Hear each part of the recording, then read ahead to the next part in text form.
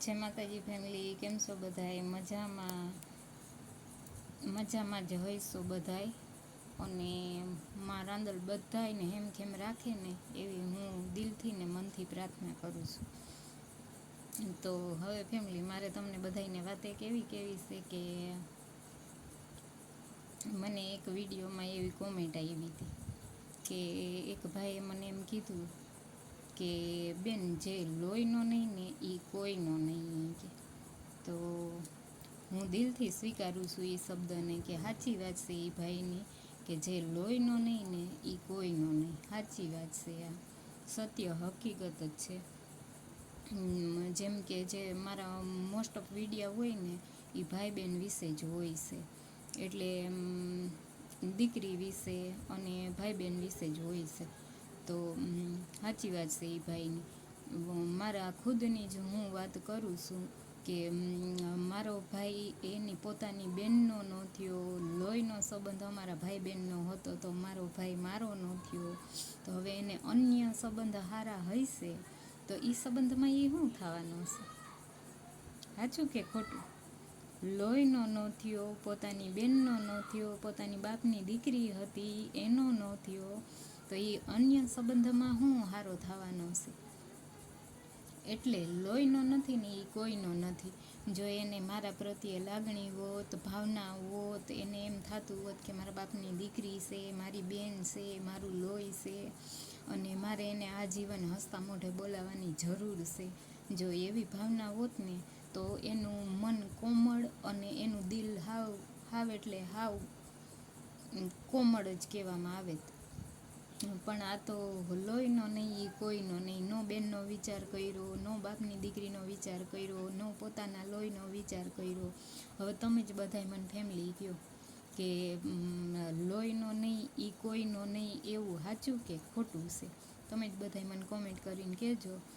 અને બીજા નંબરમાં એમ કે માતા પિતાને 2 સંતાન હોય, 3 સંતાન હોય, 4 સંતાન હોય, એકથી માંડીને એક હોય એને તો જો કે કોઈ ટેન્શન કે ચિંતા છે જ નહીં. એને તો બધું પ્રેમ હોય કે નફરત હોય, બધી માતા પિતાને એ એક જ સંતાન ઉપર ઉતારવાની રહે છે. પ્રેમ નફરત જે કોઈ પણ માતા પિતા અતૂટ કરે છે એ.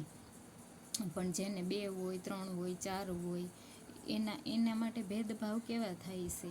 હું મારા ઉપરથી જ વાત કરું, આપણે કોઈની વાત નથી કરવી, હું મારા ઉપરથી જ વાત કરું છું કે જે 2, 3 હોય ને એને 2ને માન્યતા રાખવામાં આવે છે ને એકને અણમાન્યતા રાખવામાં આવે છે. મતલબ કે 2 બહેનો હોય ને તો એમાંથી એક બેનને સારી રીતના બોલાવવામાં આવે છે, સારી રીતના વર્તન કરવામાં આવે છે, સારી રીતના એની હારે સંબંધ નિભાવવામાં આવે છે. અને એક બેન સામે કોઈ જાતનું કંઈ નહીં, એમ જાણે કે પરાણે એને ક્યાંયથી મળી હોય કે બીજા નંબરમાં કોઈ એને પરાણે એના ખોળામાં નાખી ગયું હોય કે એવું કંઈ કેમ જાણ્યું હોય, એવું થાય છે. અને ભાઈ બહેન હોય ને તો ભાઈ બહેનમાં આવી ગણતરી કરવામાં આવે છે કે દીકરાને માન્યતા રાખવામાં આવે છે ને દીકરીને અણમાન્યતા રાખવામાં આવે છે. તો ભાઈ હવે જે કોઈ, કેમ કે મારી ઉપર વીતીને તો હું આ વાત કરું છું, પણ હું અન્ય કોઈ લોકો જો આવું કંઈ કરતા હોય ને ભેદભાવ, તો મહેરબાની કરીને પોતાના તમારા જ સંતાન છે એને તમે પ્રેમથી સ્વીકારો, તમે એને મનથી તમારા સમજો.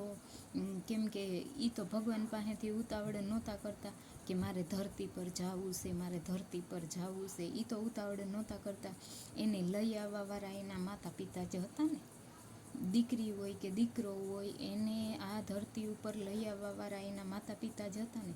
તો હવે આજે એ દીકરી કે દીકરો 15 વર્ષના થાય, 20 વર્ષના થાય કે અણસમજુ હોય, માની લો 5, 6, 7 વર્ષના, તો હવે એની સામે ભેદભાવ કરે તો એ બચ્ચાનું મન કેટલું ગભરાઈ જાય છે.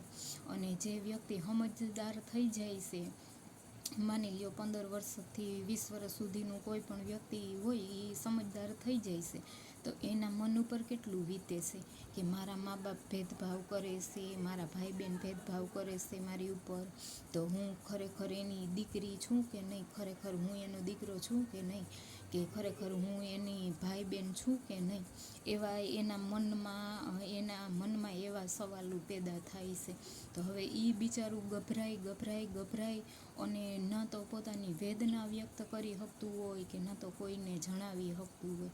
એ જે ભોગવતું હોય ને એ એનું ખુદનું મન જ જાણતું હોય, એનો હૃદય જ જાણતો હોય કે એ કેવી રીતના રહે છે અને કેવી રીતના જીવે છે. તો આવું ન કરો, તમારા જ સંતાન છે, તમારા જ લઈ આવેલા છે, અને આજે તમે આવું કરો. જો તમારે પહેલાંથી જ આવો ભેદભાવ રાખવો હતો ને એક જ દીકરીને માન્યતા રાખવી હતી કે એક જ દીકરાને માન્યતો રાખવો હતો, તો તમારે પાછું બીજું સંતાન થયું હતું તો એને પહેલાં તો રિવાજો જ હતા ને દૂધ પીતા કરવાના, દૂધ પીતા જ કરી દેવાતા ને એને આજીવન દુઃખમાં ધકેલવાની જરૂર ક્યાં હતી એ દીકરાને કે એ દીકરીને. સાચી વાત કે ખોટી વાત ફેમિલી, તમે જ બધા મને કહેજો. પહેલાં તો રિવાજ જ હતા ને કે દીકરી હોય એને દૂધ પીતી કરી દેતા હતા, તો એને દૂધ પીતી જ કરી દેવી હતી ને. આજીવન તમે શાંતિથી રહેત ને. એ દીકરી જે દુઃખ ભોગવી રહી હોય ને અત્યારે, એ દીકરીને કોઈ જિંદગીમાં કે કોઈ સંસારમાં જવાની કોઈ જરૂરત જ ન પડે. સાચી વાત કે ખોટી વાત, તમે જ બધાય મને કોમેન્ટમાં કહેજો કે આવા બે પ્રકારના મા બાપ થાય છે, જે અનહદ પ્રેમ પણ કરી શકે છે અને અનહદ નફરત પણ કરી શકે છે. ને આ નફરત કરવાવાળા ભાઈ બેન ને મા બાપ મને મળ્યા છે. હું મારી ઉપરથી જ વાત કરું, શું કામ આપણે બીજાની વાત જ કરીએ. આપણા ઉપર વીતી હોય તો આપ વીતી જ કયો ને, આપણે બીજાની તો ખબર નથી. પણ એમ કે થતું હોય તો કોઈ આવું ન કરતા, કેમ કે એ દીકરા દીકરીના કેટલા જીવ બળતા હોય ને એ મારી ઉપર વીતીને તો મને બધી એ ખબર છે કે કેવી રીતના દીકરી રહેતી હોય, કેવી રીતના એ સમયમાંથી પસાર થતી હોય, એ બધી એનું મન જાણતું હોય. એટલે પ્લીઝ કોઈ આવું ન કરો. મનથી હું તમને બધાને એમ કહું છું કે હું જેવી રીતના જિંદગી પસાર કરી રહી છું ને મારા મા બાપ વગર, મારા ભાઈ બહેન વગર, તો એ મારું મન જાણે છે, કેમ કે એને મને અણમાનેતી કરીને કાઢી મૂકી છે. તો હવે દીકરી જાય તો જાય કે. સાચું બોલજો તમે, દીકરીની વેદના સમજનાર કોઈ નથી. સાચી વાત કે ખોટી વાત ફેમિલી, તમે જ બધાય મને કોમેન્ટ કરીને કહેજો.